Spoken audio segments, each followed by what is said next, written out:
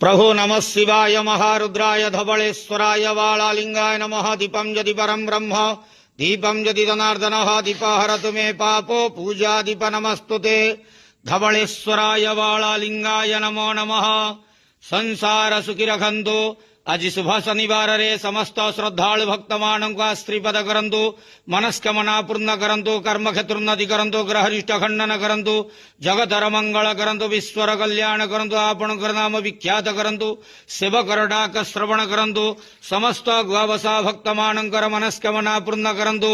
जो जो भक्त माने आपणक पाखरे मानसिक रखिजंती तांक मानसिक पूर्ण करंतु। धवलेश्वराय वालालिंगाय नमो नमः।